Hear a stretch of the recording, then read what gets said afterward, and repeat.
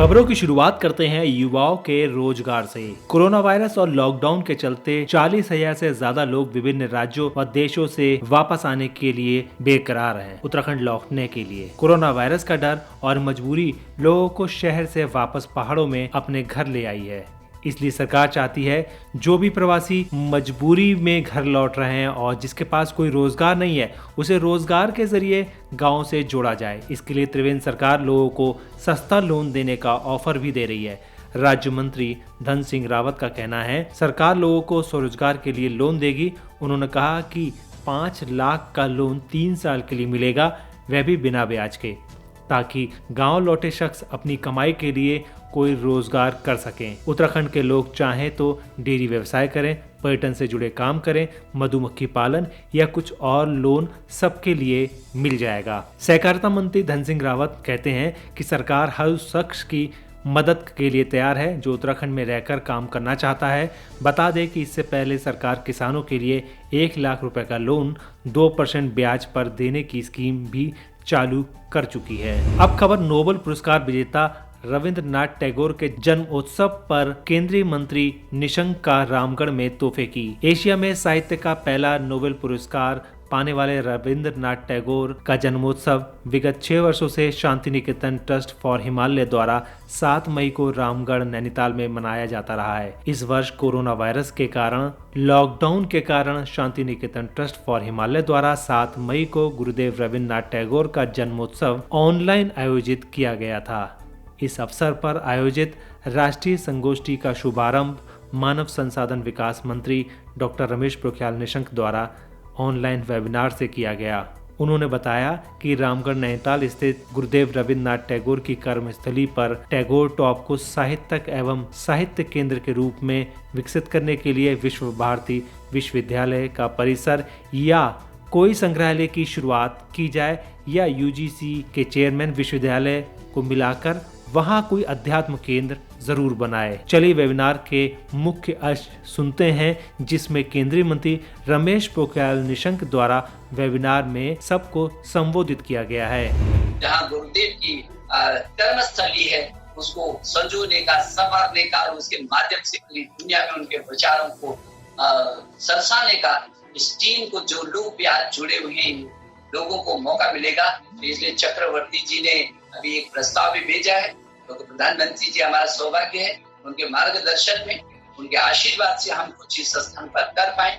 ऐसे आगे विचार चल रहा है। यूजीसी के चेयरमैन विशेष करके उसकी चिंता कर रहे हैं कि वो क्या स्वरूप हो सकता है कि उस विश्वविद्यालय के एक परिसर के रूप में भविष्य में यहाँ पर केंद्रीय संस्थान के रूप में क्या हो सकता है, ऐसा विचार चल रहा है। मुझे भरोसा है गुरुदेव की प्रेरणा से कुछ न कुछ इस हिमालय में क्योंकि वो आए और उन्होंने यहाँ से दुनिया को दिया है और वो विचार वहाँ पर प्रकट होकर के पूरे विश्व के लिए एक आध्यात्म का, एक प्रेरणा का, विश्व बंधुत्व का, सर्ववंत सुखिना का एक नया मार्ग प्रशस्त कर सकता है। उसमें ताकत है, उनके विचारों को सरसाने की ताकत है। और जबकि ऐसे समय में पूरी दुनिया एक तरफ उनकी ओर देख रही है, मुझे भरोसा है इंडोनेशिया, मुझे याद है कि इंडोनेशिया सरकार ने तब ये कहा था कि आप यदि रामगढ़ में कुछ करने की कोशिश करेंगे तो हम भी उसमें कहीं ना कहीं सहभागी बनने की कोशिश करेंगे। तो मुझे लगता है कि गुरुदेव की जरूरत देश को है, गुरुदेव की जरूरत दुनिया को है। खबर जोमेटो द्वारा शराब की होम डिलीवरी स्कीम की। Food delivery company Zomato online order के द्वारा लोगों के घर घर तक अब शराब पहुंचाने की तैयारी कर रही है। लॉकडाउन के बीच देश में शराब का कारोबार खोल दिया गया है और शराब की जमकर बिक्री हो रही है। ऐसे में जोमेटो कंपनी शराब की होम डिलीवरी की तैयारी कर रही है। कंपनी ने इसके लिए international spirits and wine association of India ISWAI को प्रस्ताव भी भेजा है। लॉकडाउन की वजह से कंपनी का फूड डिलीवरी कारोबार काफी गिर गया है, इसीलिए वह इस कारोबार में उतरकर अपना अस्तित्व बचाए रखना चाहती है। लॉकडाउन के बीच ही देश में शराब का कारोबार खोल दिया गया है और शराब की जमकर बिक्री भी हो रही है, लेकिन सोशल डिस्टेंसिंग नहीं हो पा रही है, जिसके कारण तमाम सरकारों को भी परेशानी हुई। राज्य सरकारें राजस्व की तंगी की वजह से इस बात के लिए दबाव बना रही है कि शराब का कारोबार खोल दिया जाए तब उनको अच्छा राजस्व भी मिल सकेगा। इसी वजह से केंद्र सरकार द्वारा लॉकडाउन के तीसरे चरण में 4 मई को शराब का कारोबार खोल दिया गया। गौर करने की बात यह है कि भारत में अभी शराब की होम डिलीवरी की इजाज़त नहीं है। इसके लिए कंपनी दबाव बना रही है कि सरकार इसकी छूट दे। ISWAI इसके लिए जमकर लॉबिंग भी कर रही है। अगर ये छूट मिलती है तो जोमेटो शराब की होम डिलीवरी शुरू कर सकती है। कई राज्य सरकारों ने तो शराब पर टैक्स 70% तक बढ़ा दिया है, जिससे ज़्यादा आमदनी हो सके। जोमेटो फूड डिलीवरी डिवीज़न के CEO मोहित गुप्ता ने लिखा है, हमें लगता है कि टेक्नोलॉजी आधारित होम डिलीवरी सॉल्यूशन से अल्कोहल की खपत को और बढ़ाया जा सकता है, जिसको लेकर वो तैयारी में जुटे हैं। खबर दुष्कर्म से आहत किशोरी द्वारा खुद को आग लगाने की। पिथौरागढ़ जिले के मुनस्यारी क्षेत्र में एक किशोरी ने दुष्कर्म से आहत होकर खुद को आग के हवाले कर लिया। आग लगने से किशोरी बुरी तरह से झुलस गई और अस्पताल में भर्ती किशोरी ने बुधवार को पुलिस को बयान दिया है, जिसके बाद बयान के आधार पर दुष्कर्म और मारपीट का मुकदमा दर्ज कर जांच के लिए मुनस्यारी स्थानांतरित कर दिया गया, क्योंकि उस जो लड़की है उसको हल्द्वानी के अस्पताल में इलाज के लिए भर्ती कराया गया है। पूरा मामला पिथौरागढ़ जिले के मुनस्यारी क्षेत्र का है, जहां 17 वर्ष की एक किशोरी के साथ 29 अप्रैल को एक युवक ने दुष्कर्म किया था। इससे आहत किशोरी ने अगले ही दिन खुद को घर में बंद कर आग लगा ली। जब घर वालों ने मंजर देखा तो उसे बचाने का प्रयास किया, लेकिन तब वह बुरी तरह से झुलस गई थी, जिसके बाद उसे STH में भर्ती कराया गया। कोतवाली थाने की महिला उपनिरीक्षक गुरविंदर कौर ने किशोरी के बयान दर्ज कर लिए हैं। अब खबर बिंदलुई से आपको थिरकाने आ रहे हैं लोक गायक BK सावंत के नए गीत की कर लेते हैं, जहां पर BK सावंत इस समय स्टेट के वेलफेयर के लिए लगे हैं। उत्तराखंड के लोक गायक BK सावंत ने अपनी गायकी से देवभूमि को एक अलग ही मुकाम पर पहुंचा दिया है। आज हर कोई उनके गीतों का दीवाना है। उन्होंने अपने थल की बजारा गीत से सबको थिरकाया है। अभी तक थल की बजारा गीत से पॉपुलर सावंत का बिंदलुई गीत रिलीज होगा।